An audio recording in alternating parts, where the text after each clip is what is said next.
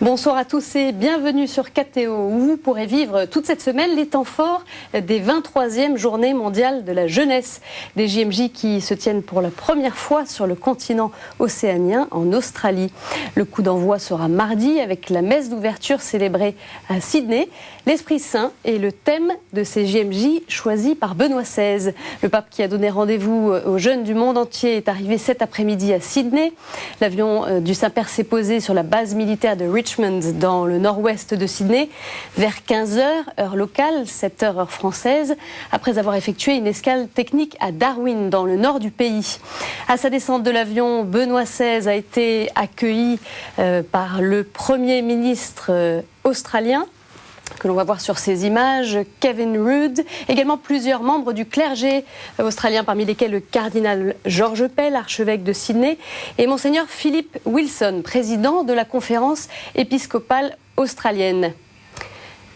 Beaucoup de jeunes ont fait de grands sacrifices pour pouvoir entreprendre le voyage vers l'Australie et je prie pour qu'ils en soient largement récompensés. C'est ce qu'a déclaré Benoît XVI dans un message d'espérance au peuple australien et aux jeunes, publié par la presse australienne au moment même où le pape foulait le sol du pays.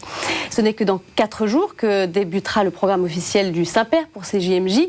D'ici là, Benoît XVI se reposera dans un centre de l'Opus Dei proche de Sydney. Jeudi, le pape sera officiellement accueilli pour ces JMJ à Sydney en présence de centaines de milliers de jeunes venus du monde entier.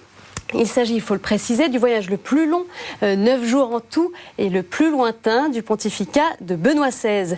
Alors pour les Français aussi, ces JMJ sont les plus lointaines. Il faut en effet parcourir 20 000 km et faire plus de 20 heures de vol pour arriver en Australie. Un moindre mal si l'on compare le temps qu'il fallait aux premiers colons pour gagner en bateau les côtes australiennes, 1 mois depuis l'Europe. L'Australie est à l'opposé de la France sur une map monde et c'est en ce moment l'hiver. L'un de nos correspondants sur place, Thomas Valu, nous présente ce pays et la ville de Sydney qui accueille les JMJ.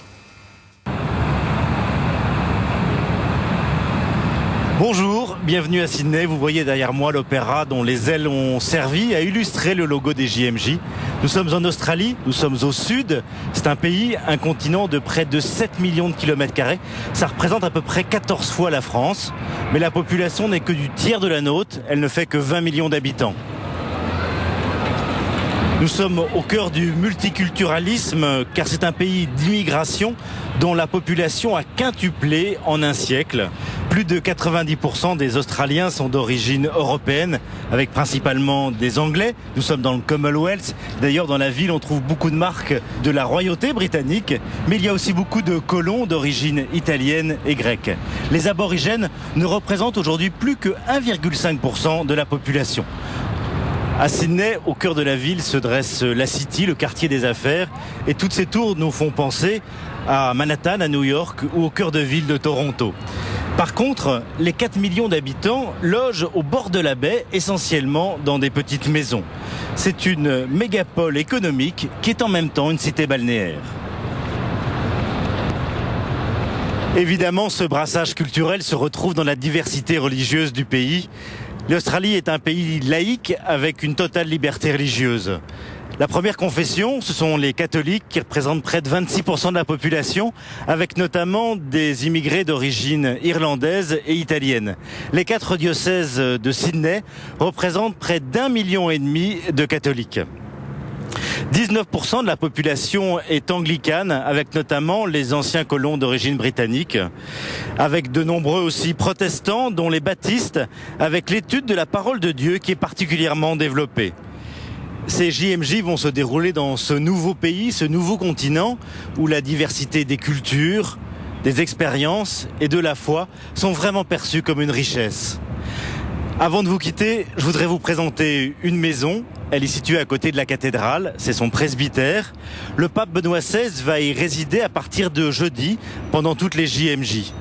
Il va vraiment être au cœur de la foi, de la ville et de toute la spiritualité portée par ces jeunes. Alors Sydney prend peu à peu les couleurs des JMJ à 2 jours de leur ouverture officielle. Les jeunes commencent à affluer et 2500 bannières ornent la ville, autre signe visible. Il faut savoir également que 8000 volontaires sont mobilisés pour accueillir des jeunes de plus de 170 pays. Un exemple à l'aéroport de la mégalopole où des jeunes Australiens se relaient pour accueillir les pèlerins à leur arrivée. C'est un reportage de notre envoyé spécial Jean-Guillaume Charrier. Welcome to Sydney, welcome to the World Youth Day 2008. Bienvenue donc en Australie, nous sommes sur le port de Sydney, la même où le pape Benoît XVI débarquera, ce sera jeudi. Mais d'ores et déjà, de nombreux pèlerins sont arrivés à l'aéroport où un accueil chaleureux leur a été réservé.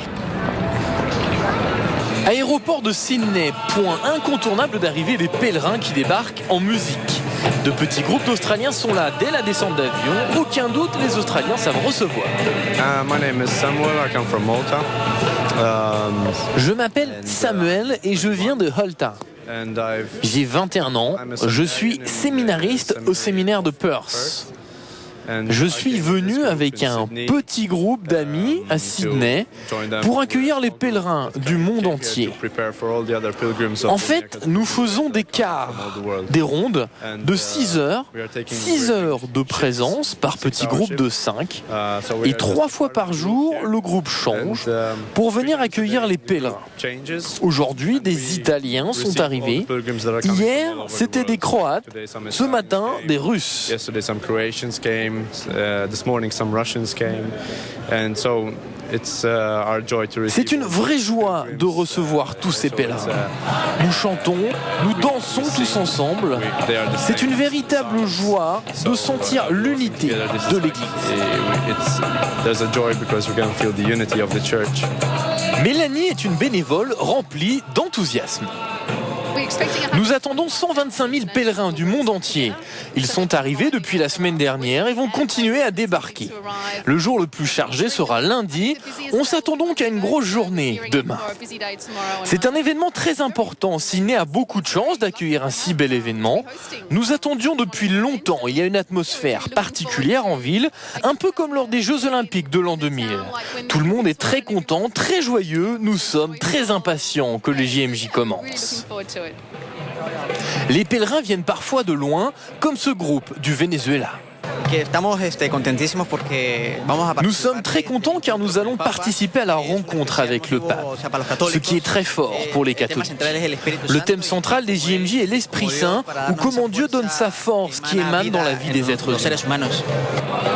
De la joie, de la bonne humeur et de la ferveur, tous les ingrédients sont donc réunis pour entrer dans la danse des JMJ. Les JMJ seront lancés officiellement mardi, mais on sent déjà une certaine effervescence dans toute la ville de Sydney. De mon côté, je vous retrouve demain pour vous faire découvrir les coulisses de cet événement. Alors David Milia nous a rejoint sur ce plateau. David, bonsoir. Bonsoir. On le disait, les jeunes commencent à affluer à Sydney. Selon les organisateurs, 225 000 jeunes sont inscrits pour participer à ces JMJ, dont 100 000 Australiens. Oui, même Stéphanie, si les organisateurs attendent 500 000 jeunes pour la veillée avec le pape, ce sera samedi soir. Chiffre beaucoup moins élevé que pour les précédentes JMJ qui avaient réuni 800 000 jeunes à Cologne ou à Toronto au Canada, ou encore 2 millions à Rome, c'était en l'an 2000. Et puis cette année, côté français, on compte 4 500 participants, soit 10 fois moins qu'il y a 3 ans à Cologne. L'explication est simple, la distance et le coût du voyage ont freiné beaucoup de jeunes, mais pour la première fois, un phénomène de grande ampleur, des petites JMJ avec ses veillées et ses catéchèses vont se dérouler en même temps dans de très nombreux diocèses du monde entier. En France, il y aura par exemple une dizaine de lieux différents. Peut-être est-ce une nouvelle ère pour ces JMJ. Désormais, on peut vivre l'événement en communion avec ce qu'il se passe à l'autre bout du monde, notamment grâce à KTO et les retransmissions télévisées. Alors on peut se demander pourquoi finalement avoir organisé ces JMJ si loin. Loin par rapport à nous, Stéphanie, européens. C'est vrai que l'Europe a l'habitude d'accueillir les JMJ, un peu trop peut-être. Pour l'Océanie, c'est une grande première. Pour une fois, les Australiens et les jeunes des îles du Pacifique seront majoritaires. Et puis à Sydney, on est aux portes de l'Asie. Je vous rappelle que c'est aux Philippines, à Manille, en 1995, que les JMJ avaient rassemblé le plus de jeunes, 5 millions. Et puis on attend également beaucoup d'Américains venus de la côte ouest, assez proche géographiquement. Alors, le pape va présider les secondes JMJ depuis le début de son pontificat. Les précédentes, c'était Cologne en août 2005. Qu'attend-on de lui? Alors, vous avez raison, ce sont ces deuxièmes JMJ, mais il faut rappeler qu'en 2005, à Cologne, elles avaient été convoquées à l'origine par Jean-Paul II, décédé avant l'événement. Si ce n'est plus un baptême du feu pour Benoît XVI, ces JMJ sont toutefois les premières pensées et organisées pour lui. Comment va-t-il s'adresser aux jeunes? Benoît XVI n'a pas le même charisme que son prédécesseur. Il est très paternel, très doux, mais beaucoup moins théâtral et moins moralisateur que le pape polonais. D'ailleurs, on a un peu des pistes sur ce que va dire le pape, puisqu'il a parlé aux journalistes à bord du vol papal.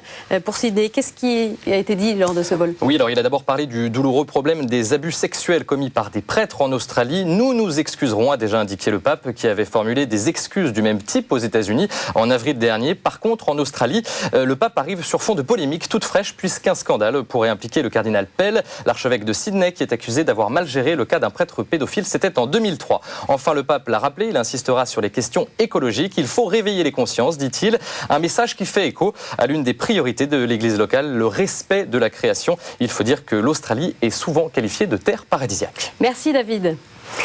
4500 Français sont également partis pour Sydney. Certains groupes ont fait étape en Asie avant d'arriver en Australie. C'est le cas de 50 JMJ de la paroisse Saint-Germain-des-Prés à Paris. Ils ont passé 5 jours dans le sud de l'Inde, à Chennai, autrefois appelée Madras, et 4e ville du pays. Objectif de cette escale, rencontrer de jeunes Indiens. 15 d'entre eux se rendront d'ailleurs à Sydney. Vous avez peut-être eu l'occasion de suivre ces jours-ci la carte postale de ces pèlerins français sur notre antenne. Notre journaliste Guillaume Roubert est au cœur de ce groupe. C'est déjà notre dernier jour à Chennai et ce matin, nous avons la visite exceptionnelle de Monseigneur Shinapa, l'archevêque de Chennai-Malipour. Pour l'occasion, nous avons droit à une entrée traditionnelle. Les jeunes indiennes nous marquent au front du signe de bienvenue, avec des peintures de couleur, le kumkum. Durant la messe, le Père Shinapa s'adresse à nous, pèlerins français des JMJ, mais aussi aux 15 Indiens choisis pour nous accompagner jusqu'à Sydney. Sienne et Stéphanie nous font les présentations. Donc voici Roshan, il vient de Patna dans le nord de l'Inde, il a 23 ans et il nous accompagne au JMJ. Donc là c'est Layen, il a 20 ans, il vient de Bombay et il fait des études de journalisme, donc je pense que c'est aussi une bonne expérience pour lui de venir au JMJ avec nous à Sydney. Je suis très content d'aller en Australie, c'est la première fois pour moi. Avoir été choisi pour les JMJ est un grand honneur. C'est la première fois en dehors de mon pays. Je représente ma province. 4 jours que nous vivons ensemble avec ces jeunes de basse extraction, mais seulement 15 d'entre eux qui nous suivent pour le reste du voyage. L'intégration s'est d'ailleurs faite très naturellement. La veillée, mais surtout le déjeuner, sont nos moments privilégiés pour le dialogue. On y parle de tout, on se découvre. Clémence, qui a le contact facile, fait la chose à merveille. On parle pas vraiment de JMJ pour l'instant, mais c'est de se connaître et d'apprendre en fait la culture indienne et notamment tout ce qu'on connaît, tout ce qu'on ne peut pas appréhender. Alors, on a joué à Omawe, Wistiti, etc. L'éléphant qui tombe, des jeux très, très enfantins et du coup ils ont pu nous apprendre eux leur chant très simple aussi de chants missionnaires, les chants en hindi, Gari Gari. Malgré la barrière de la langue, on arrive à se comprendre grâce à l'anglais. Nous faisons d'ailleurs de nos différences culturelles et de nos modes de vie nos sujets favoris de discussion. Pendant qu'Albin s'est enfin trouvé une oreille réceptive pour s'élogorer sur les JMJ, Marie-Caroline, elle, apprend au calme quelques rudiments de français à Marina. Je lui apprends un peu le français, on parle des films, on a une discussion assez cinématographique. Au revoir. Bye bye. Bye bye. Tout le monde ne peut pas faire partie du voyage, mais notre dernière veillée est très festive. Nous profitons à fond de nos derniers moments tous ensemble. Après s'être essayés avec plus ou moins de succès à la musique indienne, nous initions à notre tour nos nouveaux compagnons au répertoire populaire français. La jument de Michaud fait un tabac. Pour tous, nous ne sommes déjà plus 50, mais bien 65 à partir pour l'Australie. Et nous partons en emmenant un peu d'Inde avec nous. Voilà, c'est ici que nous terminons notre parenthèse indienne de 5 jours. Grâce à nos amis de la fédération d'ICUF, nous avons pu appréhender le maximum de réalité en peu de temps. Alors pour ce dernier après-midi, c'était quartier libre pour tout le monde. Beaucoup en ont profité pour aller à la plage ou ramener quelques souvenirs. Pour demain, le programme, c'est départ à 7h pour l'aéroport, direction l'Australie via Singapour. Au revoir Chennai, rendez-vous maintenant à Sydney. Et pour les Français qui ne seront pas à Sydney, David Millat nous le disait tout à l'heure, eh bien, il y aura quand même la possibilité de vivre des JMJ en France, dans une dizaine de diocèses. Un exemple au sanctuaire de Paray-le-Monial en Bourgogne. Les jeunes y sont attendus dès mardi soir. Découvrons l'histoire du lieu qui va les accueillir, un lieu qui se sent en résonance avec le thème de ces JMJ 2008. C'est un reportage de notre envoyé spécial François Lespès. Les rues de Paray-le-Monial sont calmes aujourd'hui, alors que la ville s'apprête à recevoir l'un des plus grands rassemblements de jeunes de l'été en France. Qu'est-ce qui fait le succès de ce lieu pas comme les autres, dont les sessions d'été accueillent tous les ans plus de 25 000 personnes? Paray-le-Monial est en fait l'un des rares endroits qui a connu des apparitions du Christ. C'est au XVIIe siècle, Jésus est apparu à Sainte-Marguerite-Marie. Et le cœur de l'apparition, c'est la demande par Jésus d'une nouvelle fête dans l'Église catholique, qui est la fête du Sacré-Cœur. Le message de Jésus à Sainte-Marguerite-Marie, on peut le résumer en 3 phrases très simples. 1. Déclaration d'amour. Mon cœur est si passionné d'amour pour les hommes et pour toi en particulier. 2. Une sorte de plainte. Voici ce cœur qui a tant aimé les hommes et qui en retour a reçu tant d'ingratitude. Et beaucoup de baptisés ne savent pas le trésor qu'ils ont reçu dans leur cœur, et l'indifférence touche le cœur de Dieu. Et 3e message, Jésus demande à Marguerite-Marie de rendre amour pour amour, de devenir témoin de l'amour de Dieu. Comment ce message de Paray-le-Monial rejoint-il celui des JMJ 2008 ? Le thème des JMJ se résume en 2 mots. D'abord, l'accueil de l'Esprit Saint, et puis, deuxièmement, devenir témoin. Et ça rejoint tout à fait le message de Jésus à Sainte-Marguerite-Marie, puisque le Sacré-Cœur, le cœur de Jésus, est source de l'Esprit. Puisque au moment où Jésus est mort, son côté transpercé laisse jaillir de l'eau et du sang. C'est l'eau du baptême, l'eau de l'Esprit Saint. Et deuxièmement, quasi tous les saints canonisés ont un lien avec le Sacré-Cœur. Donc on peut dire que le cœur de Jésus est source de la sainteté. Or, qu'est-ce que c'est qu'un saint? C'est un témoin de l'amour de Dieu. Paray-le-Monial est donc un lieu privilégié pour rencontrer personnellement l'amour de Dieu. Mais comment les jeunes qui arrivent mardi peuvent-ils se préparer à cette rencontre? Je leur dirais, ayez confiance. Dieu vous aime et surtout, il veut vous faire redécouvrir votre capacité d'aimer. C'est comme ça que vous serez heureux, en découvrant combien, dans votre cœur, il y a un amour qui veut être pour Dieu et pour vos frères. Redécouvrir la capacité d'aimer. Un programme pour le moins ambitieux qui attend les milliers de jeunes en route vers Paray-le-Monial. Et on se rend à présent à Lourdes, autre lieu où sont organisés des JMJ en France. 2500 jeunes y sont attendus à partir de demain. Pour l'heure, le sanctuaire vit au rythme des pèlerinages d'été. Des pèlerins venus en nombre cette année célébrer les 150 ans des apparitions de la Vierge. C'est un reportage de Frédéric Jakovlev. À 2 jours du démarrage des JMJ de Sydney, on ne peut pas véritablement parler d'effervescence ici à Lourdes. Un week-end classique, tout juste troublé hier par la visite d'Ingrid Betancourt. L'Australie et ses JMJ semblent d'autant plus loin que le sanctuaire fête cette année le 150e anniversaire de ses apparitions. Des pèlerins venus en nombre profitaient de ce long week-end, mais des jeunes un peu absents. Je suis ici pour servir, pour aider les malades.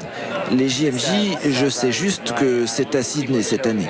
Je suis d'abord là pour l'expérience de foi. Comme ce jeune Anglais ou ses scouts, la plupart des jeunes sont arrivés là pour le service aux malades. Les JMJ sont au bout du monde, ils se sentent encore peu concernés par l'événement. Vous savez ce qui va se passer ici? Il y a une retransmission dans la Saint-Pilice, non? Donc là, et avec tous les gens qui regarderont la retransmission de Lourdes jusqu'à Sydney. Et c'est tout? C'est tout ce que je sais en tout cas.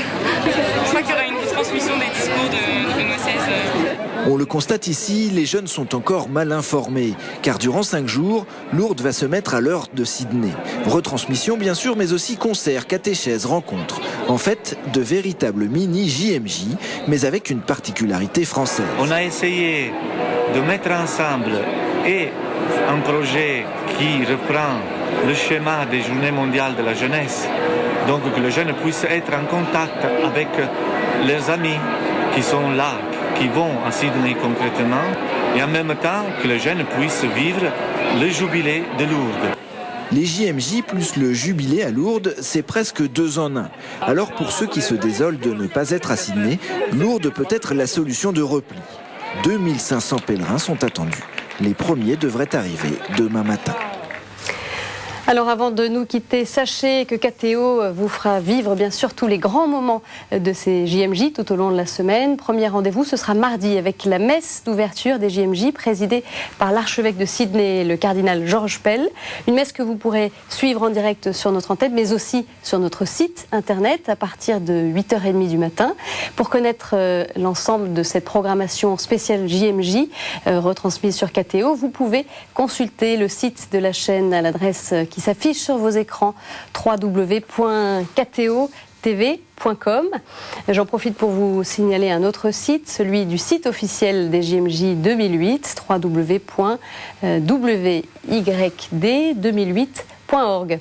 Voilà, c'est la fin de ce journal. Merci de l'avoir suivi. Prochain rendez-vous d'information sur les JMJ, ce sera demain à 19h30 en compagnie de David Milia. Très bonne soirée à tous.